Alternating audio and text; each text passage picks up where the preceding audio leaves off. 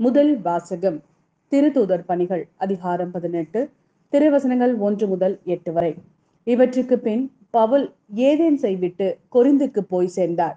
அங்கே போந்து பகுதியில் பிறந்த அகிலா என்னும் பெயருடைய ஒரு யூதரையும் அவர் மனைவி பிரிஸ்கில்லாவையும் கண்டு அவர்களிடம் சென்றார். அவர்கள் யூதர் அனைவரும் ரோமை நகரத்தை விட்டு வெளியேற வேண்டும் என்ற கிலவுதியு பேரரசருடைய கட்டளைக்கு இணங்கி இத்தாலிய நாட்டை விட்டு அண்மையில் அங்கு வந்திருந்தார்கள். கூடாரம் செய்வது அவர்களது தொழில். தாமும் அதே தொழிலை செய்பவராததால் பவுல் அவர்களிடம் தங்கி வேலை செய்து வந்தார்.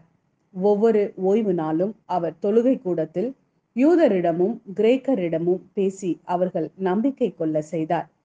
சீலாவும் தீமோத்தேவும் மாசிதோனியாவில் இருந்து வந்தபோது பவுல் இறைவாக்கை அறிவிப்பதில் ஆர்வத்தோடு ஈடுபட்டிருந்தார்.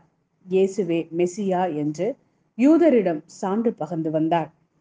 அவர்கள் அதனை எதிர்த்து பழித்துரைத்த போது அவர் தமது மேலுடையில் இருந்த தூசியை உதறி, உங்கள் அழிவுக்கு நீங்களே பொறுப்பு, நான் அல்ல. இனிமேல் நான் பிற இனத்தாரிடம் செல்கிறேன் என்று கூறினார். அவ்விடத்தை விட்டுவிட்டு கடவுளை வழிபடும் தீத்து யூஸ்து என்னும் பெயருடைய ஒருவரின் வீட்டிற்கு போனார். அவரது வீடு தொழுகை கூடத்தை அடுத்து இருந்தது. தொழுகை கூட தலைவரான கிறிஸ்பு என்பவர் தம் வீட்டார் அனைவரோடும் ஆண்டவரிடம் நம்பிக்கை கொண்டார். கொரிந்தியருள் பலரும் பவுல் கூறியவற்றை கேட்டுக்கொண்டு திருமுழுக்கு பெற்றனர். இது ஆண்டவரின் அருள்வாக்கு.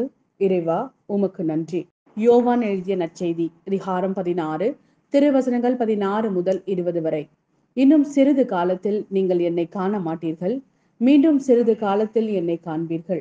அப்போது அவருடைய சீடருள் சிலர், இன்னும் சிறிது காலத்தில் நீங்கள் என்னை காண மாட்டீர்கள், மீண்டும் சிறிது காலத்தில் என்னை காண்பீர்கள் என்றும், நான் தந்தையிடம் செல்கிறேன் என்றும் சொல்வதன் பொருள் என்ன என்று தங்களிடையே பேசிக்கொண்டனர்.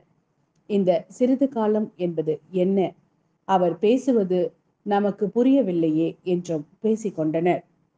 அவர்கள் தம்மிடம் கேள்வி கேட்க விரும்புவதை அறிந்த இயேசு அவர்களிடம் கூறியது, இன்னும் சிறிது காலத்தில் நீங்கள் என்னை காண மாட்டீர்கள், மீண்டும் சிறிது காலத்தில் என்னை காண்பீர்கள் என்று நான் சொன்னதை பற்றி உங்களிடையே சிந்தித்துக் கொண்டிருக்கிறீர்கள்.